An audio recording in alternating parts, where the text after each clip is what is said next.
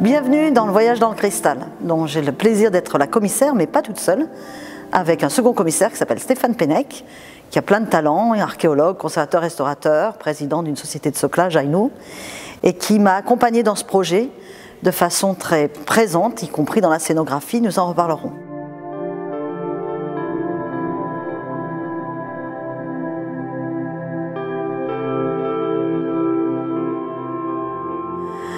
Alors les visiteurs, lorsqu'ils pénètrent dans l'exposition, vont découvrir avant toute chose un matériau, le cristal, mais le cristal de roche. Voyage dans le cristal, c'est un hommage à une nouvelle de George Sand qui parle du cristal de roche. Ça nous plaisait beaucoup au musée de Cluny parce que George Sand, c'est aussi celle qui a inventé Notre-Dame à la licorne en la découvrant dans la Creuse à Boussac. Donc elle dit voyage dans le cristal, mais très strictement c'est le voyage dans le cristal de roche qui est un quartz. Et dans la famille des quartz, qui est un mélange de silice et d'oxygène, il y en a un qui est totalement transparent, le quartz hyalin, et c'est lui le cristal de roche. Tel est le sujet de l'exposition. Pourquoi donc les artistes sont-ils choisis un matériau transparent et aussi difficile à travailler? C'est cette fascination initiale qui nous a donné l'envie et l'idée de faire l'exposition. On peut penser que dès le début de l'histoire de l'art, le matériau a fasciné les artistes, alors même que paradoxalement, il est extrêmement difficile à travailler. Mais vraiment, pour vous donner un ordre d'idée, on a un fil d'Ariane chronologique dans l'exposition. On commence avec la préhistoire, après avoir présenté des exemplaires géologiques du cristal. Et donc c'est beaucoup plus difficile à travailler que le silex.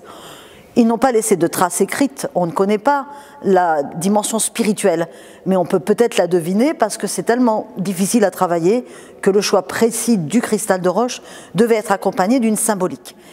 Aux périodes plus récentes, à partir de l'Antiquité, lorsqu'on a des sources écrites, on sait que le cristal est auréolé d'immensément de vertus. Vertus prophylactiques et vertus symboliques. La transparence est évidemment un appel à l'idée de pureté, la brillance, un appel à la transcendance. La lumière qui joue sur ce matériau le font changer d'aspect à tout moment de la journée ou à tout éclairage, qu'il soit artificiel ou naturel. Il est évident qu'à partir de là, on peut penser que ce matériau parfait, le matériau ultime d'une certaine façon, a fasciné les grands sculpteurs de pierre dure. Pour ce voyage dans le cristal, nous avons conçu un parcours en 6 actes qui regroupe 12 thèmes. 12, c'est presque un exercice qu'on s'est imposé, Stéphane Pennec et moi-même, parce qu'on avait envie d'avoir 2 champs d'entrée qui sont la symbolique des 12 pierres de fondation de la Jérusalem céleste, qui sont toutes des pierres. 9 d'entre elles sont des quartz, mais c'est la Jérusalem tout entière qui est transparente comme du cristal de roche ou du verre suivant les traductions.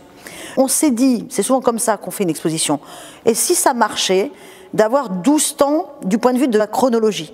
À ces 12 moments chronologiques répondent 12 propositions thématiques très variées dans lesquelles nous avons, comme dans un kaléidoscope, nous avons fait se diffracter des thèmes. Et à vous de choisir, à les piquer. Chacun de ces thèmes reprend toute notre chronologie suivant des thématiques. C'est pas un petit peu compliqué comme ça à vous le dire face caméra, mais je pense que nos visiteurs s'y retrouvent parce qu'il y a un point commun absolument, c'est qu'il y a toujours ce quartz hyalin, ce cristal de roche qui est à l'œuvre et qu'il est comme différent à chaque œuvre sur lesquelles nous posons notre regard. C'est pourquoi on n'a pas fait un corpus pléthorique. Vous n'avez pas 300 pièces qui vous attendent dans l'exposition. Pas tout à fait 200 dont de petits objets, mais chacun a une telle intensité, je vous assure, que vous en avez un ressenti de satiété du regard.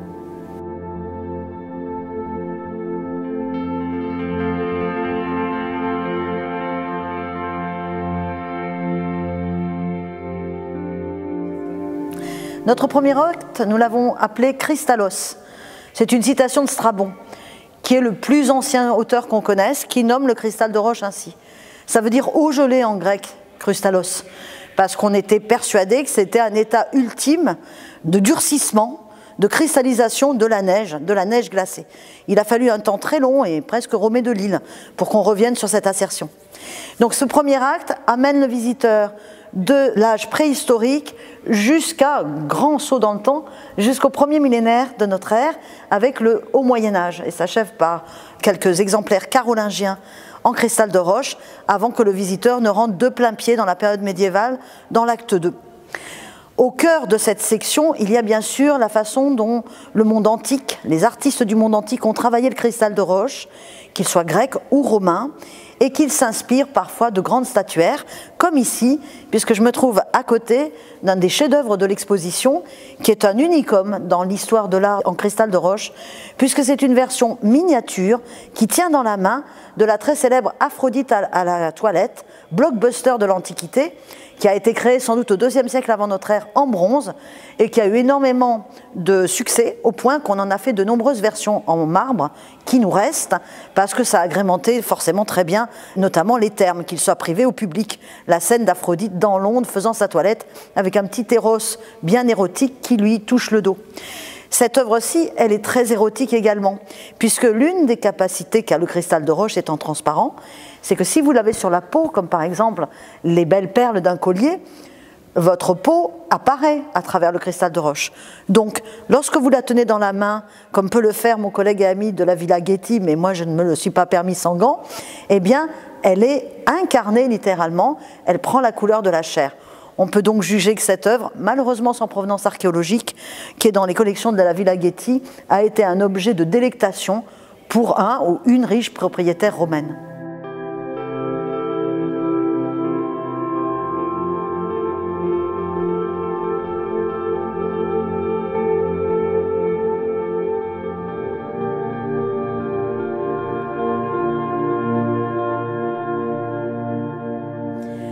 L'acte 2 de notre proposition de voyage dans le cristal s'intitule La Jérusalem céleste et le visiteur la découvre après avoir vu un des grands chefs-d'œuvre de l'art du cristal de roche médiéval qui date du IXe siècle, qui appartient à l'art carolingien, qui a probablement été conçu à la cour de Charles le Chauve, c'est-à-dire peut-être sculpté à Reims, à moins que ce ne soit à Metz dans la cour de Lothaire Ier ou de celle de Charles le Chauve qui a régné sur les deux zones. À la vérité, ce n'est pas le plus important. C'est une œuvre qui est emblématique de ce que font les artistes de l'époque carolingienne qui, à la suite du mouvement artistique imprimé par Charlemagne, donc le grand-père de Charles le Chauve, renouent avec les gestes antiques, avec la recherche d'un naturalisme dans la sculpture. Vous avez ici un énorme cristal de roche, je m'excuse d'y insister, mais pour avoir un quartz qui est gros comme ça, épais comme ça, il faut avoir un minéral énorme. Le travail en est d'une difficulté absolue et vous avez à la fois le travail du polissage pour avoir cette sphère, ce globe quasiment parfait qui brille, et à l'arrière, les artistes ont sculpté de façon très picturale une scène que vous reconnaissez qui est celle de la crucifixion encadrée par la lune et le soleil du jour de la Passion du Christ, et par Jean et Marie qui pleurent sous le Christ crucifié. C'est un chef-d'œuvre absolu qui a probablement une dimension régalienne parce qu'il était conservé à Saint-Denis. C'est pour ça qu'on pense à Charles le Chauve pour ce qui est du commanditaire d'une œuvre comme celle-ci. Et l'hypothèse de travail de notre collègue Nicolas Atto, qui a fait le texte au catalogue, fort intéressante. Il voit peut-être même une ornementation pour un tombeau dionysien. C'est donc une œuvre à la fois d'un rang artistique inouï, mais également qui atteste que le cristal de roche est un symbole de pouvoir, c'est un symbole de pureté, de transparence. Il est aussi le symbole d'un pouvoir divin, quand c'est l'orbe que le Christ tient dans sa main, ou pouvoir régalien terrestre, quand il s'agit d'un sceptre qui contient un globe de cristal de roche, tel celui de Childéric par exemple. La question de la façon dont on taille le quartz nous a préoccupé évidemment à Stéphane Pennec et moi-même, et c'est pourquoi d'ailleurs c'est un des premiers thèmes que rencontrent nos visiteurs dans l'acte 1, comment on travaille cela. Alors il faut bien imaginer qu'il faut déjà des matériaux qui soient très durs. Pour polir l'équivalent d'un ongle, il faut plusieurs jours. Et cette œuvre-ci est polie, le cristal, on retire par rapport au minéral, hein, ça se fait par retrait, et donc on polit pour obtenir cet aspect brillant, on polira différemment et on frottera avec quelque chose de pulvérulent pour obtenir des effets d'opacité si on le souhaite. Ces effets d'opacité, là vous les avez, le sculpteur a par l'arrière ciselé, composé son dessin, il a travaillé la matière de sorte qu'il y ait ce contraste entre le brillant et l'opaque qui donne corps à la scène représentée. Si vous prêtez 2 secondes à la très belle plaque qui est en dessous, parfaitement contemporaine, peut-être faite au même endroit, dans les mêmes époques, là cette fois-ci c'est un baptême du Christ, il y a un détail ahurissant, je vous donne rendez-vous si vous venez voir l'exposition, on voit que l'artiste a eu un repentir, il a déplacé un peu le pied gauche de la figure du Christ, et vous voyez les petits traits du pied plus incliné, donc vous voyez son ébauche Et on ne gâche pas un matériau comme cela, donc il a un repentir, il le met face à celui qui le regarde, mais c'est un détail absolument extraordinaire qui nous est apparu lors de l'examen de l'œuvre à son arrivée.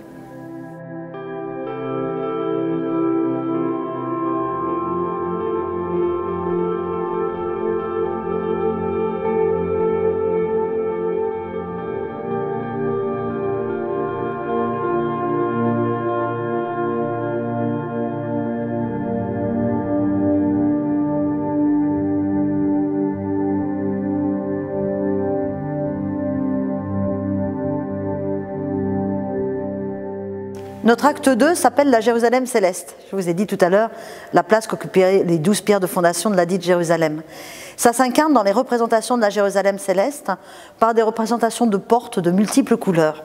On le voit dans une série de manuscrits qui sont extraordinairement célèbres par leur beauté formelle, qui sont les enluminures des commentaires sur l'Apocalypse d'un moine espagnol Beato, on les appelle les Beatus. Nous en avons choisi un, celui de Valladolid, et la graphiste a joué de sa gamme chromatique ainsi que de celle d'un autre manuscrit qui est à la Pierre Paul Morgan Library à New York. Stéphane Pennec a eu l'idée, le second commissaire, de proposer aux visiteurs un redressement de ce plan de la Jérusalem céleste et que vous ayez les 12 portes, celle par laquelle vous entrez, celle par laquelle vous sortez, et un certain nombre de vitrines. Et nous y avons déployé quelques-unes des œuvres les plus emblématiques de l'art médiéval en cristal de roche, qui clignotent autour de 2 centres de production tout à fait extraordinaires. Pour parler du plus ancien, à Cologne, au XIIe, XIIIe siècle, on fabrique des cabochons à nul autre pareil. Et puis, il y a un autre centre très important, à partir des années 1300, qui est Venise. Ce sont 2 centres, mais d'autres ateliers de cristal de roche sont reconnus, par exemple à Paris, à la période gothique. Donc, l'Europe tout entière se procure du quartz. De fait, il y en a partout. Il en est un particulièrement beau dans les Alpes. Pline l'Ancien nous le dit déjà. Mais c'est vrai que Cologne clignote particulièrement par l'abondance de sa production. C'est la raison pour laquelle il y a beaucoup de prêts dans le voyage dans le cristal qui nous viennent d'Allemagne et notamment de Cologne. Parmi les nombreuses œuvres de Cologne qui nous montrons dans l'exposition, il en est une qui est un peu l'une des mascottes du musée Schnütgen de Cologne, qui est vraiment notre frère pour le musée de Cluny, Schnütgen étant une figure à la du somme rare pour nous, une figure tutélaire de collectionneurs, et le musée Schnütgen est comme nous installé dans un monument historique, dans une église médiévale de Cologne. Et ils ont dans leur collection énormément d'œuvres en cristal de roche, et ils nous ont concédé des prêts extrêmement généreux, au sein desquels ce reliquaire assez extraordinaire, où le quartz, là encore très gros, est sculpté en tube, de sorte qu'il est évidé à l'intérieur et on y rentrait une relique dont on a perdu aujourd'hui l'identité. Non content de créer ce grand cylindre, il met en partie sommitale des petits globes en cristal de roche. Les Colonnais en ont beaucoup produit, ont beaucoup aimé. Dans l'exposition, vous en voyez un particulièrement beau qui a été remployé en reliquaire et orfèvré peut-être par une des grandes figures de la sculpture mosane. J'ai nommé Nicolas de Verdun, à qui est attribué un de ces cabochons réutilisés. Mais vous avez ici cette idée d'orfèvrerie qui vient ponctuer comme des petites pommes. Et puis, chose qu'adoraient les orfèvres de la période gothique en Allemagne, on dote cet étrange tube de petites pattes animales, ce qui fait qu'à la fin, on a une sorte de petit carrosse ou animal de cristal qui avance et qui sacralise la relique qui, à l'intérieur, est grossie par les propriétés optiques du cristal de roche.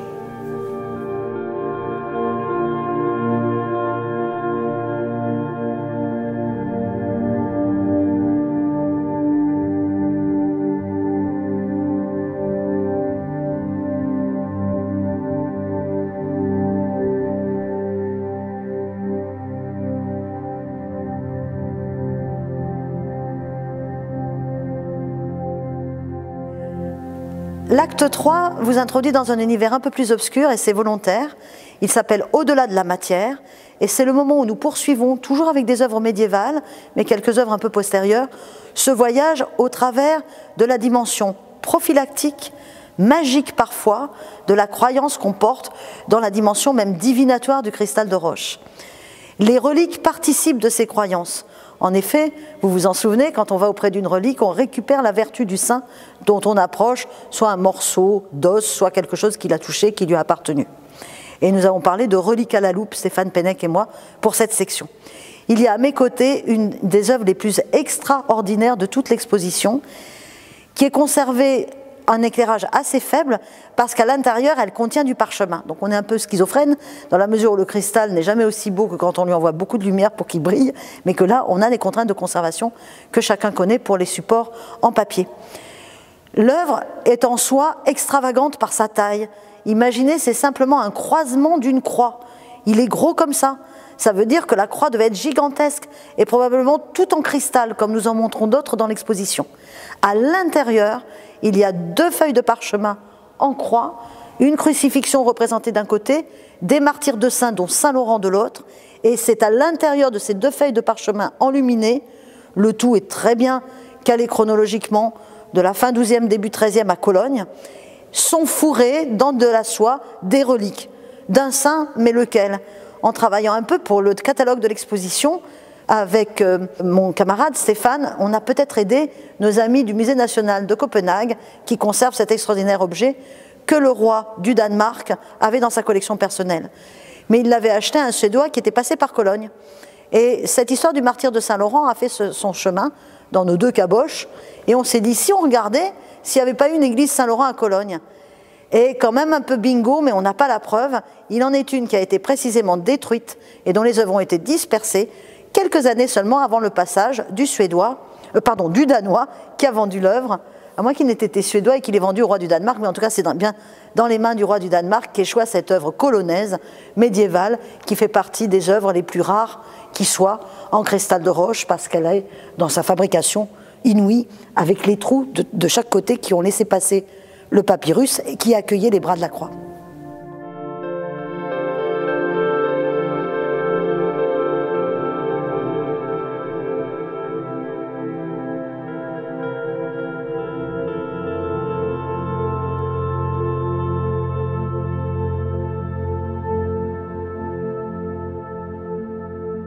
Alors, nous ne sommes pas musée national du Moyen-Âge pour rien, la part du Moyen-Âge est très importante dans cette exposition sur le cristal de roche, mais ce voyage, je vous le disais en introduction, parcourt toute la champ chronologique jusqu'à la période contemporaine. Et bien sûr, s'il est une période importante également, c'est celle de la Renaissance, dans cet acte 4 qui embrasse le monde moderne et le début de la période contemporaine, que nous avons appelé les sciences cristallines, en référence aux thèmes qui vont vous parler de cristallographie, de calcul du temps, mais également de principes optiques du cristal de roche. Nous avons une introduction d'œuvres artistiques majeures, grâce à une sélection opérée dans des grandes institutions, notamment le musée du Louvre, que je ne peux que citer, la complicité d'un conservateur qui est Philippe Malguir, qui nous a fait des prêts d'une extrême générosité, et puis également les collègues du Musée national de la Renaissance, avec qui nous aimons beaucoup travailler, qui nous ont prêté, entre autres choses, un chef-d'œuvre qui est ici à ma droite, qui représente une chute de Phaéton. Dans cette vitrine petite, mais remplie de chefs-d'œuvre, vous voyez 3 générations d'artistes milanais qui sont des virtuoses du travail du cristal de roche et qui ont des liens avec les peintres importants de la même période. Le premier d'entre eux, Valerio Belli, qui est l'auteur des 2 œuvres qui sont à droite de l'œuvre centrale dont je vais vous dire quelques mots, a été portraituré par Raphaël lui-même, un très joli petit portrait qui montre l'échange et la complicité artistique entre le glypteur, pour parler de façon savante de ces tailleurs de quartz, et Raphaël.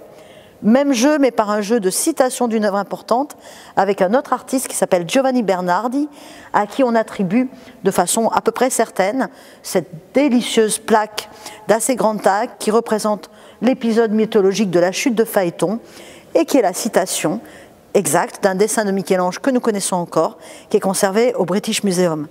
Ici, donc, Bernardi échange l'esthétique du dessin de Michel-Ange versus sa manière de tailler le cristal de roche, un peu à la manière dont les Carolingiens le travaillaient, par l'arrière, et effectivement dans un degré de virtuosité et dans un goût du cristal de roche qui a peu de comparaison dans l'histoire de l'art. Il faut bien voir que, et c'est pour ça que vous avez une coupe à l'arrière des 3e familles d'artistes, les Saraki, ont fait aussi beaucoup de vaisselle en cristal de roche à cette époque. Elle est presque un substitut de la vaisselle d'or, elle est très précieuse, ce sont des pièces d'apparat sur une table, mais en même temps, elles peuvent servir. C'est ainsi que la coupe naufrage qui est derrière, si vous la remplissez de vin, eh bien effectivement, la scène de naufrage se joue sur un élément vineux, mais on peut aussi contenir de l'eau, puisque la transparence du quartz rend l'eau encore plus translucide. C'est une affaire pratiquement de purification au sens prophylactique du terme. Donc vous voyez, ces grandes pièces qui portent des scènes historiées mythologiques ou religieuses se produisent en même temps que pour les cours de princes on fait de la vaisselle archi-luxueuse en cristal de roche. Et puis, à la fin du XVIIe siècle, des artistes de Bohême ont l'idée de charger le verre d'éléments en plomb. Et cette vaisselle-là va prendre les mêmes formes, elle est moins onéreuse, elle est plus facile à faire, et c'est le cristal, dans notre vocabulaire commun, qui strictement est un cristal de plomb pour les spécialistes, pour bien dire que là, c'est plus une pierre qu'on doit travailler, c'est plus un minéral, mais c'est du verre qui, par sa charge en plomb, brille. Et c'est ainsi que sur les tables princières, petit à petit, à partir du XVIIIe siècle, il y a de grandes maisons de cristallerie qui s'ouvrent et qui font ce cristal de plomb qui n'est bien sûr pas notre cristal de roche.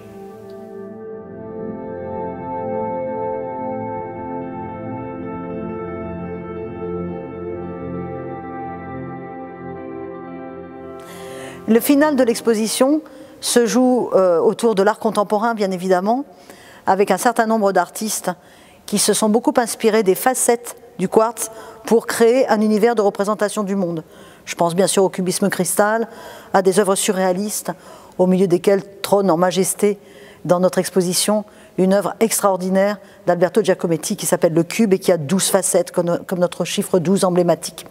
Or, Giacometti fréquente dans notre tout dernier acte, qui est la conclusion de l'exposition, l'artiste contemporain Patrick Neuil, dont je vous ai parlé tout à l'heure, et certains exemplaires de cristaux géologiques comme un cristal bouquet, qui vient en regard de certaines œuvres qui sont des échos de son cube. Mais la section acte 5, qui est la dernière partie dans le frigidarium, s'appelle Pop Crystal. On ne pouvait pas faire autrement, et j'espère que Giacometti ne nous en veut pas, de le faire fréquenter une culture pop qui s'est incarné autour de l'œuvre qui est à mes côtés, inspirant par exemple directement un certain film d'un certain Steven Spielberg. Mais ce crâne, il a aussi fortement inspiré Giacometti ou Picasso, et c'est pour ça qu'il est là. En effet, au 19e, il est acheté. Et ça, c'est Stéphane Pennec qui a fait la découverte. Pas n'importe où. À la porte en face de l'entrée nouvelle du musée de Cluny était un antiquaire assez coquin qui a vendu à plusieurs musées, dont le British Museum et le musée d'ethnographie de Paris, des supposés crânes aztèques mythiques, donc datant du 10e, 11e, 12e siècle et correspondant à une légende mexicaine. Sauf que des recherches menées notamment au laboratoire du British Museum, puis au laboratoire du musée du Louvre à Paris, ont révélé ce qu'il y avait à comprendre. Le cristal de roche, ça ne se date pas, impossible. Par contre, on étudie les traces d'outils. Et quand on a la preuve que c'est totalement mécanique, avec des machines qui n'existaient pas avant le milieu du 19e siècle, on sait qu'on a affaire à un faux. Donc voilà comment nos crânes, supposément aztèques, ont été ravalés au rang de faux, mais restent en ouverture du site du British Museum, tellement elles sont emblématiques. Il est donc là à la fois pour les connexions, la fascination qu'il a exercée sur certains artistes. J'ai parlé de Giacometti, mais plus encore que cette tête, c'est la mélancolie de Dürer qui est dans l'exposition, qui inspire son cube. Mais c'est vrai qu'ils sont tous allés le voir, ils ont tous été fascinés pour cet objet supposément aztèque. Et il est là, et il est suivi d'un petit mur pop cristal, où chacun peut prendre et compléter comme il le souhaite, qui amateur de manga, qui amoureux de Miyazaki, qui a relu ou va relire Tintin grâce à son passage dans l'exposition. Voilà, Pop Crystal pour terminer, et puis comme je vous le disais, un moment d'art contemporain en finale, avec un acte 6 qui s'appelle Notre Terre. Notre Terre, c'est un élément de phrase d'un cours du grand maître de la cristallographie à Huy, au Muséum d'Histoire Naturelle. C'est un père de la physique quantique. À Huy apprend à ses élèves « Notre Terre contient du cristal ». Et ça nous plaisait beaucoup, avec Stéphane Pennec, d'appeler le dernier acte « Notre Terre », parce que ça nous ramenait aussi à George Sand, qui est une pionnière de la cause environnementale, qui aimait les pierres et qui aimait la nature et qui souhaitait qu'on la préserve. Très modestement, ce Notre Terre, avec les créations contemporaines, c'est notre vœu ardent que ces merveilles qui viennent de la Terre puissent être conservées le plus longtemps possible.